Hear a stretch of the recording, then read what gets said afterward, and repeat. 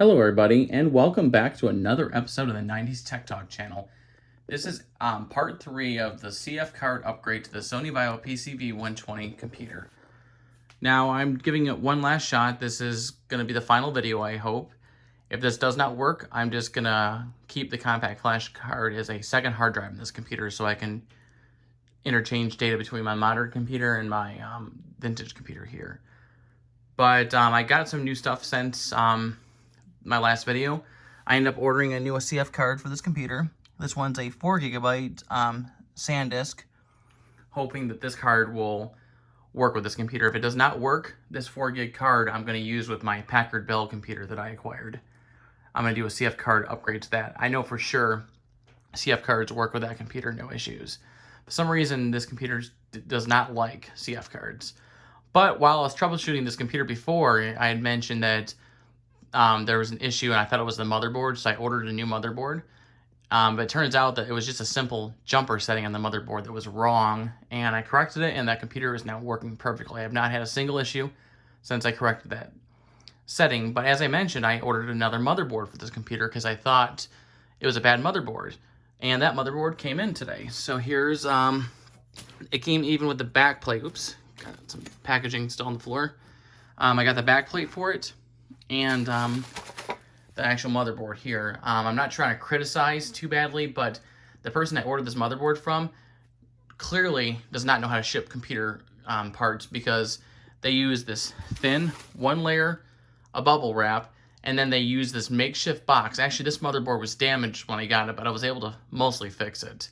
I'm gonna see if I can get a partial refund on this from eBay.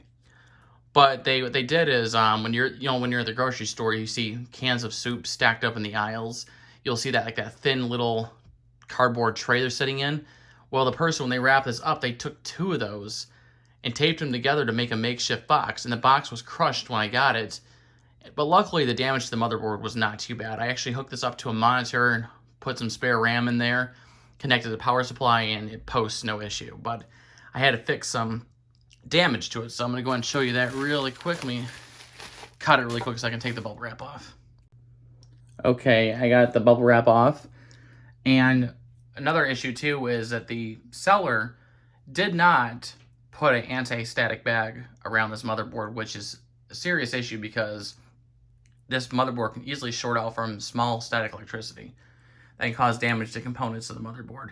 But I'm very lucky that I was able to acquire this, and actually it did come out of another Sony Vaio PCV-120, because when I hooked this up to the monitor and everything, the BIOS post screen was a Sony screen, and this back blank that came with it matches the one on my computer perfectly. It's the same exact style and everything. So this did come out of another Sony Vaio PCV-120 or 100, one of those 2 models. And it even came with the extender that my computer has this exact piece right now. But I'm going to go ahead and show you where the damage was, but I have to flip the motherboard around to do that. And the damage was on these pins right here. Every single one of these pins was severely bent. And I will include a picture I took when I first got this. And also the other piece of damage was right here. This PCI connection right here is cracked. But I held it together, and I think I can re-glue it. So I'm going to use some very special computer plastic glue I have. I forgot what it's used, but I know computer shops use it to repair broken computer components. But I'm going to go ahead and repair this. But I first have to give this motherboard a quick dusting. But I'm going to quickly back out and do another cut, and I'll show you exactly what jumper setting was wrong. Okay, now I have a closer shot of the jumper settings on this motherboard. Now, these jumper settings, I don't fully understand what they do. From what I understand, it has to do with clocking the computer, I'm assuming, like overclocking and underclocking. So what the issue was, this set of jumpers here. Now, when I looked at the eBay listing, my jumper settings on my motherboard were all the same except for this last one. Now, if you look right here, you see how these are staggered. Well, this one was shifted over one place, and it was staggered just like these 2 are.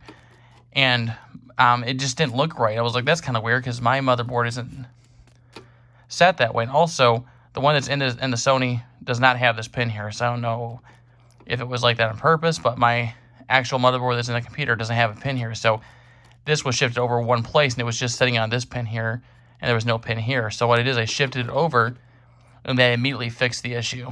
So I'm so glad that my computer is no longer, whoops, I didn't mean to bump that. I'm so glad that my Sony Vaio is no longer freezing. And it's all because of the simple jumper issue. And for some reason, I just don't know how that jumper ever got moved.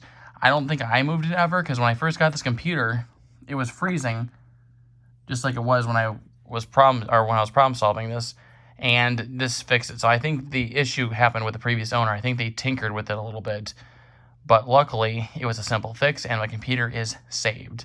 And I do have a spare motherboard, thank God. Even though it got a little damaged on the shipping, it's minimal damage. Like, I was able to fix these pins. They're no longer bent, as you can see.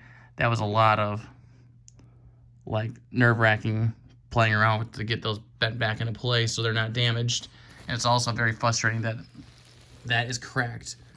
But I'm going to give this motherboard a cleanup.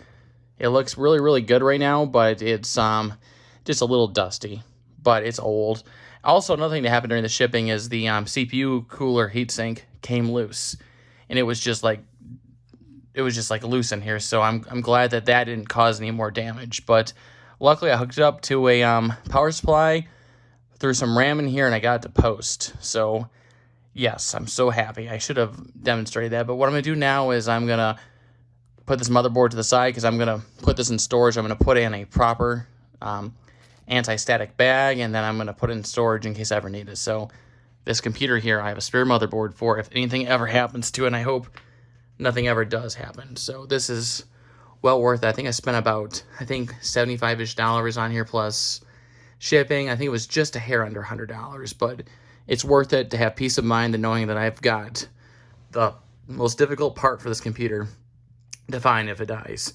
Like, I can find a power supply, I can find a CD drive and other parts of this computer, but finding the exact correct motherboard, that's very difficult. And actually, I found another one of these on eBay right after buying this, but that one was exactly $100. So I ended up getting a good deal, even though it got slightly damaged. I'm still trying to debate if I want to put a claim in against the seller for not properly packaging this, because now I got a cracked connection on the motherboard. But I did check all the solder joints underneath, and none of the solder joints got damaged. It was just, it was just simply cracked. But I'm pretty sure I can fix that. But I'm going to go and cut this, and I'm going to get the computer open, and I'm going to switch over to the new CF card I got. And I hope my Sony recovery CD will work with this compact flash card. If it does not, I'm just, like I said, I'm going to just use the smaller flash card for my Packard Bell, and then I'm going to use the 8GB as a second hard drive, because this motherboard supports up to a 10 gig hard drive. I did confirm that. I put a 16 gig in here, and it only picked up 10 gigabytes. So I know that's the limit of this motherboard. But fingers crossed, if this does work, I'm going to buy an identical SanDisk card. But I'm going to get, I think, an 8 gig or a 10 gig. I don't know if they have 10 gig, but if they do have an 8 gig, I'm going to buy that, because I want the bigger storage capacity. So, yep, I'm going to go and cut it now, and I'm going to get this computer opened. And fingers crossed that it will work. I'm not going to clone it. I'm just going to do a clean install with the recovery CD. And if I have issues again, I'm going to clone it. And if I still have issues, I'm just going to give up with it and do what I mentioned. Okay, I got the card switch out. You can see the old compact flash card. Sorry for the poor video quality. This camera does not want to adjust the light. But I got the two compact flash cards switched out, and I pulled a hard drive connection loose. And I switched it to master mode, the CF card reader. So we're just going to grab our recovery CD out of the Sony Vaio pack. And I also have the welcome CD, which was in the drive when these computers were on display in the store. I'll have to do a video on that. It's pretty cool. It's got all the specs. It's really cool. It's like almost like a PowerPoint presentation for the computer when it was brand new, except it was interactive. You can click on different things and such. So we're going to go and power this computer on.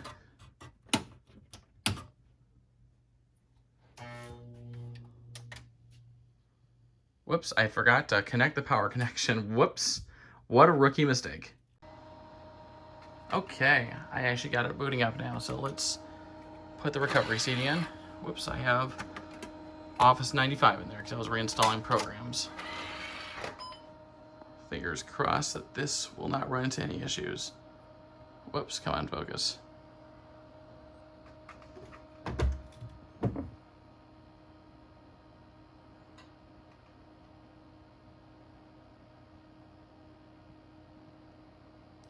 And I learned a couple of different things about older computers.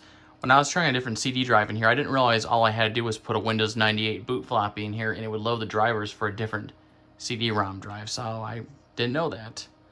So let's see. It says no DOS partition found. So okay, I might have to put a boot floppy in here and format it. So I'm gonna go and put a Windows 90. Actually, I'm gonna put a Kronos boot floppy in here. I'm gonna reboot it and kind of partition it. I gotta create a partition for this drive. Okay, I just put my a Kronos boot floppy in there, and you can see, we're in DOS right now, a very basic version of DOS. You can see I have the blinking cursor on the A drive, so all I have to do is do a dir, and I should be able to see what's on that drive. And you can, so let's just see. Oh, nope, that's weird. That seems to be, I wonder if I have the wrong boot floppy. Oh, nope, that's the CD. That's weird. I guess I'm going to have to restart this computer. For some reason, the A drive is normally the floppy drive. That's weird that it's the CD drive. Okay, I'm giving it a quick restart. Hopefully, it will pick up the floppy now. It should automatically boot from the floppy, because I believe the boot priority on this computer is it boots from the floppy drive first and the CD drive second. And this computer does boot from the CD drive. A lot of machines from this era needed a boot floppy. And this computer, the CD would be fine. You don't need a boot floppy. But in this case, we do, because there's no partition on this hard drive at all.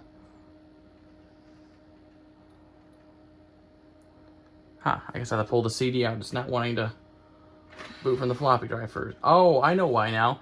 I had it backwards. It boots from the CD drive first on this computer. Let me do Control Delete with one hand.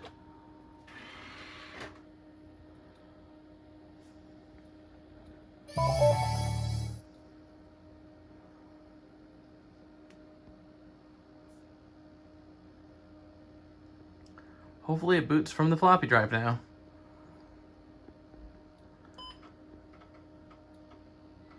There we go. Now it's booting from the floppy drive.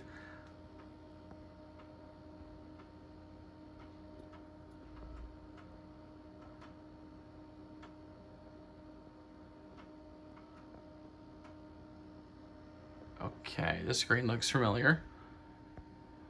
My camera is having focusing issues. I'm going to have to pause it for a second. I guess my camera doesn't like pointing at computer monitors because it goes out of focus.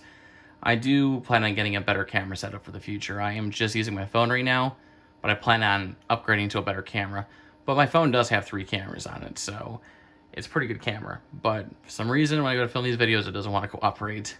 So we're going to get back to this now. We're just going to go to next. Next. I'm totally reading this crap. And then we're going to run Disk Administrator.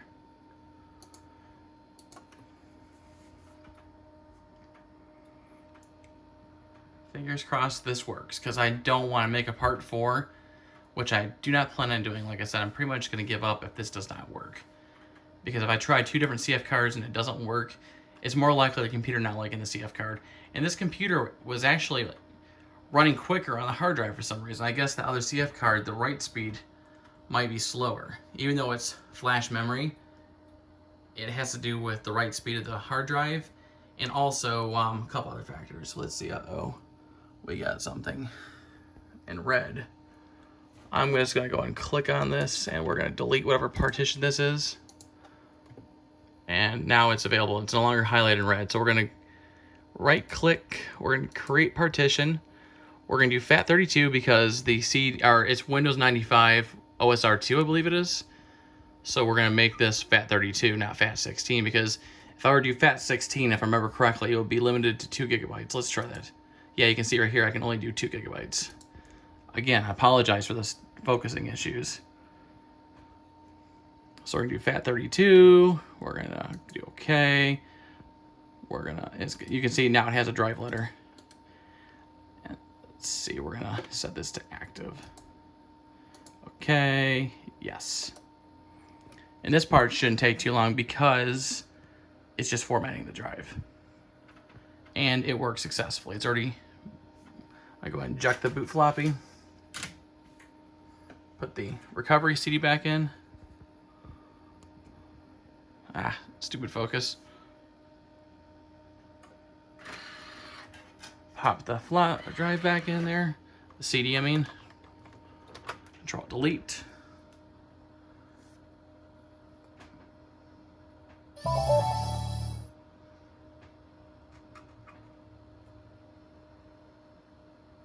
And this is the same boot screen I was getting on my my new motherboard. The only thing is it didn't say press F3 to get to boot menu, but I tested it with this computer. If I unplug the keyboard and mouse, it will do the exact same thing. There was no keyboard and mouse hooked up when I was testing the other motherboard.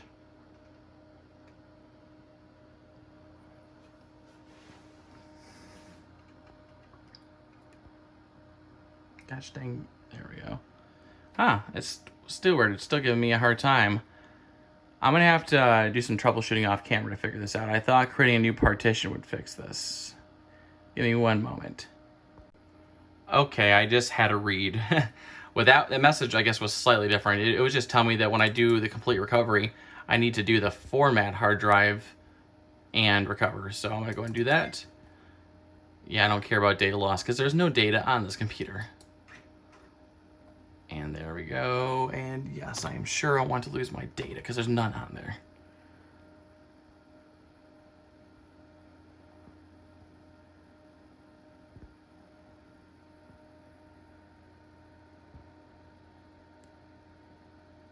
I'm really sorry for the focusing issues. I think it's the lighting in this bedroom. I've really got to stop using my can lights because they're so freaking bright.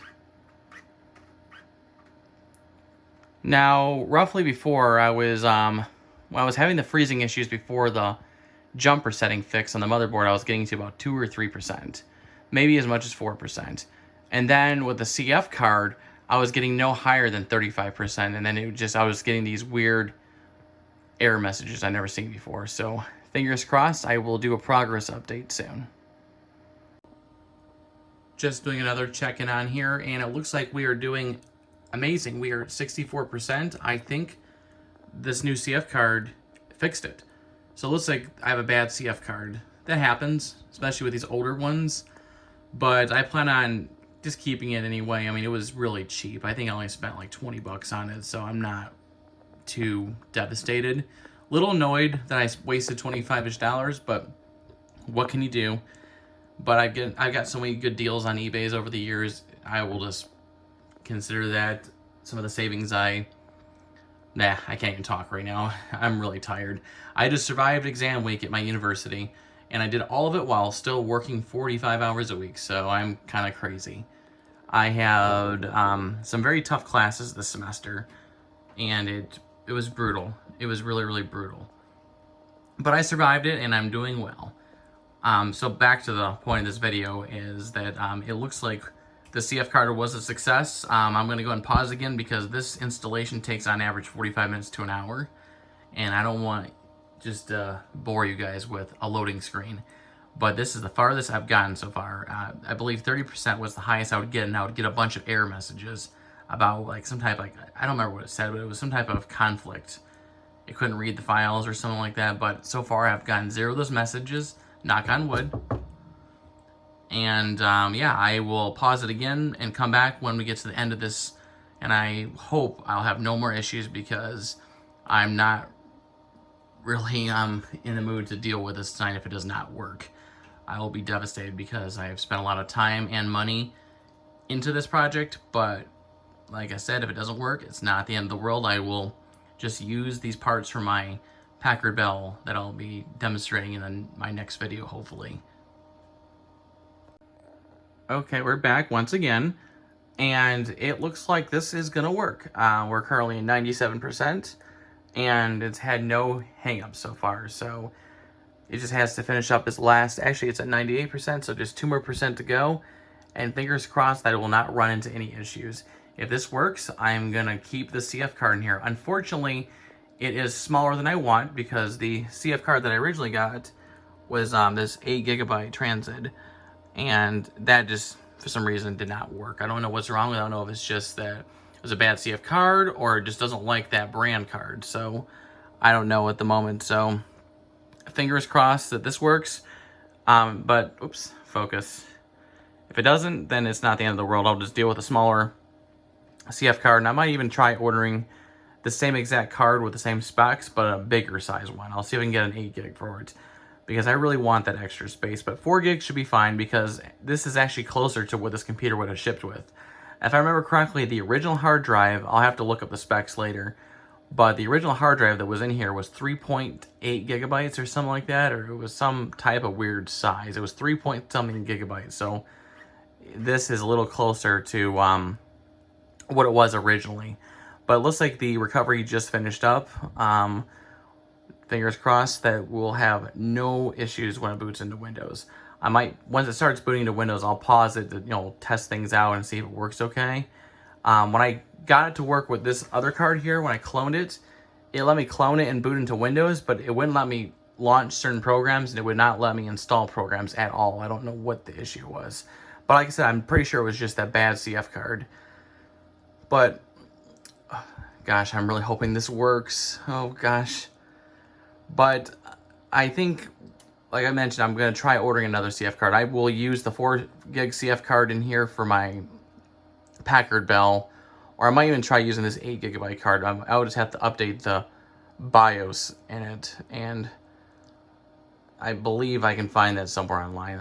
I'll try archive.org or something like that, because you can find some pretty cool vintage software in there. I'm pretty sure I can get the BIOS update, and I believe it will work up to 4 to 8 gigabytes. If it does work up to 8 gigabytes, I'll use this transit card, and if it gives me any issues, then I'll just throw this card away. I'm going to go ahead and pause the video right now while it finishes up the final part of the recovery. Okay, we just finished up. I guess there was a little bit more to the recovery than I realized. There was another like 10 to 15 minutes of like recovering files. But now that's done, and you can see right here, the message is just letting us know that the original hard drive image is now recovered. So I'm going to hit OK, and it should boot into Windows 95 now. Stupid camera focus. There we go. And I love that classic Sony Vaio boot up. It's too bad Sony doesn't make Vaios anymore. If I remember correctly, they sold the Vaio name to another company in China or something like that. I don't remember. Japan. I don't remember where it was sold off to, but whoops, I think I forgot to take the CD out. Whoops. I will have to do a Control-Delete. I completely forgot to take the CD out. Make sure there's no boot floppy in here first. Nope, everything is out. So now it's gonna boot to Windows 95. I keep making rookie mistakes in here. It's really, you probably are really surprised that I'm gonna be a computer scientist in the future. I can write software, I can build complex code structures, but I make rookie mistakes. It's just, I guess when you become too smart with something, you can forget the basics. I'm trying to learn some older coding so I can write code for my vintage computers. I already know how to write some basic C programs, and I also know how to write batch scripting. I'm really good at batch scripting. That was actually the first language I ever learned. I should do a couple tutorials on how to write some basic programs for vintage computers. Looks like we may have hit an issue. For some reason, it's stuck on this screen. So I'm going to go and pause the video and once again troubleshoot. And I really hope this is not an issue. And we finally have some success. After 3 days of troubleshooting and researching, I ended up figuring out what was wrong with this computer's, why it wouldn't boot from the new 4 gigabyte compact flash card. And it turns out it was an issue with the master boot record. And I will show you exactly how to fix this, because I was reading online, a lot of people are having this when they switch over to a CF card. And it has nothing to do with the recovery CD or anything. It's just, it has to do with, you have to do a special function in FDisk, and I will show you how I did this. Unfortunately, the original 8 gigabyte transit compact flash card, it still didn't work. I tried to make it work, and it just would not work. But what I ended up doing since then is once I realized that this would work, I decided that I didn't really want to reinstall all the programs again, all the games and customization I do. So what I did is since I knew it worked, I just hooked up the hard drives again, and I used Acronis boot, or OS boots. I can't remember the freaking name of it. the full name of it, but I use a Cronus version 5, and I end up just cloning the hard drive again. But I still had to do my fix on it, and I'm about to show you how I fixed it. And what you want to do is you want to use a Windows 98 boot floppy to fix this. And I'm going to hopefully do this with success on the screen and show you. I'm going to go and turn this computer on. First, I have to get access to the drive. And I have a Windows 98 boot floppy right here. So go ahead and pop that in.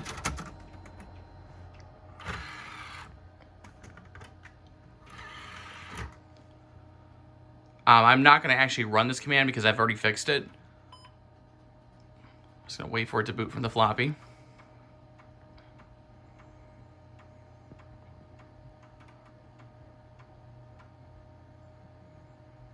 This part right here where it says OS load in progress, whatever it said, that's where it was getting frozen before. I wouldn't say starting Windows 95. It would just freeze on that moment.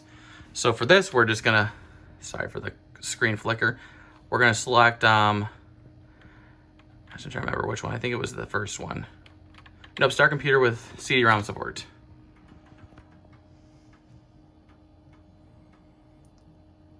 And it's just going to load the driver for the CD drive. I believe it just copies a very generic version.